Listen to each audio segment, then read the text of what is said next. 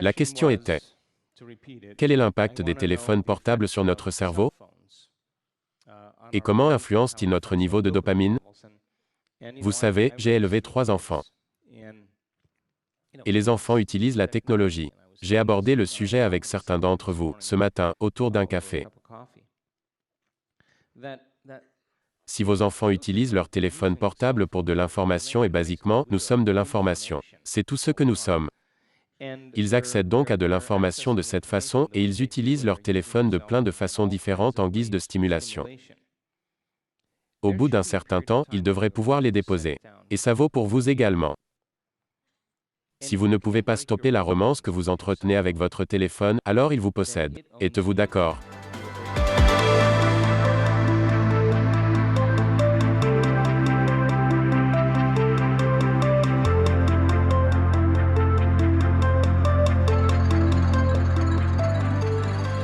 Car c'est ce qui vous maintient connecté socialement à des réseaux. Ce genre de conscience sociale est maintenu via des réseaux. Et ça nous nourrit, car nous aimons faire partie d'un groupe, nous aimons la culture, nous aimons nous connecter. Mais ce doit être fait avec discernement. Ce qui se passe pour les gens, c'est que quand ils passent d'une attention étroite à une attention plus large, comme quand vous allez faire un tour dans la nature, faire de la randonnée, ou faire un tour en bateau, ouvrez votre attention et regardez le coucher de soleil. Vous pensez que ça ne peut pas créer des ondes alpha dans votre cerveau? Et pourtant, si. La nature fait cela par résonance. La constance humaine se situe à l'exacte fréquence de 7,8 des ondes cérébrales alpha, ce qui nous incite à nous connecter. Quand ils ont fait des recherches sur les téléphones et les jeux vidéo, ils ont dit aux enfants, voici comment ça va se passer. Voulez-vous faire un peu d'argent? Que pensez-vous que les enfants ont répondu? Oui, faisons de l'argent. Super. Nous allons vous faire jouer à un jeu vidéo, puis nous ferons sonner une cloche. Vous aurez alors 5 secondes pour arrêter de jouer. Si vous vous arrêtez dans les 5 secondes, on vous donnera $1. Et on continuera comme ça aussi longtemps que vous serez capable de le faire. Figurez-vous qu'aucun des enfants, aucun d'entre eux, n'a été capable de s'arrêter de jouer. Ça montre à quel point c'est addictif. La recherche démontre que, lorsque vous commencez à faire exploser quelque chose, à tirer sur quelqu'un, ou recevoir un texto, le genre de texto très important pour vous, il y a une libération de dopamine dans votre cerveau, l'hormone du plaisir. Cette hormone de la récompense se libère. Mais si vous le faites trop souvent, et que vous jouez énormément aux jeux vidéo, que vous faites exploser quelque chose, que vous tirez sur quelqu'un, que vous passez au niveau suivant ou autre, les systèmes de la récompense s'activent dans votre cerveau, et vous libérez trop de dopamine en même temps. Cette explosion de dopamine dans le cerveau est plus élevée que ce que les sites récepteurs peuvent recevoir et gérer. Vous comprenez? La trop grande quantité de dopamine ne sera pas absorbée par les récepteurs, qui se refermeront car c'est trop pour eux. Ils deviennent alors insensibles. C'est comme vivre avec un conjoint qui vous crie constamment dessus. Il devra crier plus fort pour avoir votre attention. La prochaine fois, il vous en faudra plus pour que ça marche. Est-ce que vous comprenez? Les centres du plaisir se recalibrent à un niveau de plus en plus élevé. Il en faut plus maintenant pour les activer. Vous devez activer un plus grand rush pour les stimuler. Vous me suivez? Les centres du plaisir se recalibrent à un niveau tellement élevé que la personne a besoin du jeu ou elle a besoin du téléphone pour ressentir quelque chose, pour avoir cette émotion. Car l'absence de stimulation provoque une perte de plaisir. Vous comprenez ce que je dis? Ils deviennent insensibles au plaisir. Une promenade avec votre chien, dites à un enfant d'aller voir sa grand-mère, regarde un coucher de soleil, ce sera trop mou pour eux. Ils sont bien trop stimulés.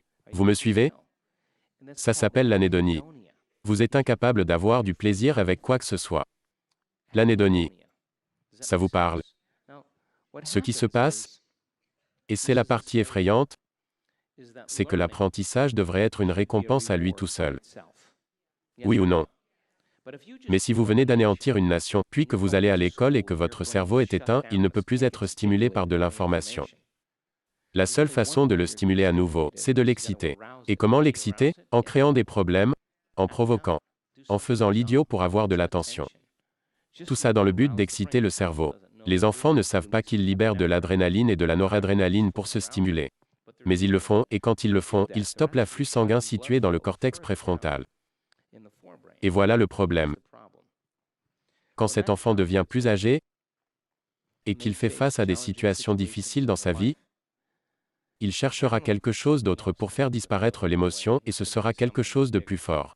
Vous voyez ce que je veux dire? Ils ne réalisent pas qu'ils pourraient le faire eux-mêmes. Ils vont juste chercher à libérer une autre hormone, quelque chose de plus fort.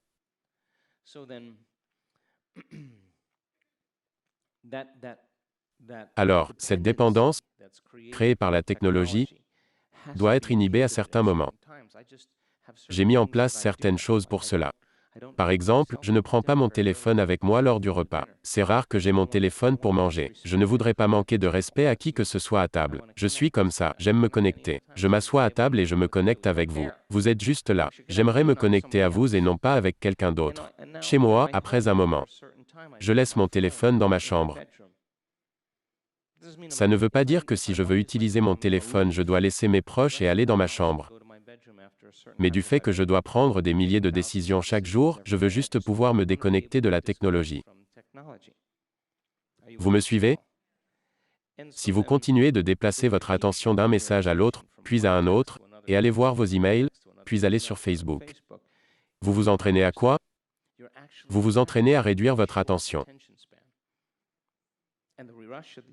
Et le shoot de dopamine combiné à une attention réduite devient une attention très limitée. Vous me suivez? À ce moment-là, la personne n'apprend plus rien. Elle veut juste être stimulée. La solution, c'est exactement ce que nous faisons avec ce travail. Je plaisante tout le temps quand je dessine quelque chose et que ça dit, là où vous mettez votre attention, c'est là que vous mettez votre énergie. Le monde extérieur est celui de la réalité physique, le monde intérieur est celui des pensées et des émotions. Puis je dessine une ligne qui montre où se dirige votre attention chaque jour. Votre téléphone, votre WhatsApp, votre LinkedIn, votre Instagram, votre Facebook, les photos que vous mettez sur Facebook, vos emails, votre ordinateur, vos messages, votre travail, vos collègues, votre patron, vos ennemis, votre ex, votre mari, votre femme, vos enfants, votre visage, votre douleur, votre maladie, votre régime, c'est là que se dirige l'attention de tout le monde. Aucune de ces choses n'est mauvaise. Il y a un réseau neuronal assigné pour chacun d'entre eux. Quand vous apprenez à vous déconnecter de votre téléphone, il n'a plus d'emprise sur vous. Vous l'utilisez comme un outil, au lieu de quelque chose qui vous stimule. Combien d'entre vous comprennent cela? Ça demande de la pratique. Vous devez être capable de naviguer dans un monde de technologie. Nous avons tellement de technologies dans ma compagnie. J'apprends constamment de nouvelles choses sur le sujet, mais elles se développent plus rapidement que ce que je peux en apprendre. Et c'est un gros problème. Mais nous ne pouvons pas perdre notre connexion avec la Terre. Nous ne pouvons pas perdre notre connexion les uns envers les autres quand nous sommes pleinement présents. Je ne sais pas pour vous, mais aux États-Unis, je ne peux pas croire que je suis assis dans un restaurant. Il y a 4 personnes assises à table, et les 4 ont le nez dans leur téléphone. Nous dînons tous ensemble et je me dis, ça doit être une conversation vraiment très profonde que vous avez là les gars. Vous textez entre vous, qu'est-ce que vous faites? Vous vous envoyez des liens. La connexion est tellement importante. La connexion physique est importante. Nous devons trouver l'équilibre et vous recalibrer les centres du plaisir en trouvant du plaisir dans d'autres choses, comme dans ce que vous faites. Il n'y a rien de mal avec la dopamine, c'est juste que vous ne devez pas en abuser. Sinon, vous serez emprisonné. Vous serez littéralement pris en otage par la technologie. Vous vous rappelez de ce livre appelé « Le choc du futur » ? Et il y a eu un film d'Orson Welles. Il était jeune et ça devait être dans les années 70.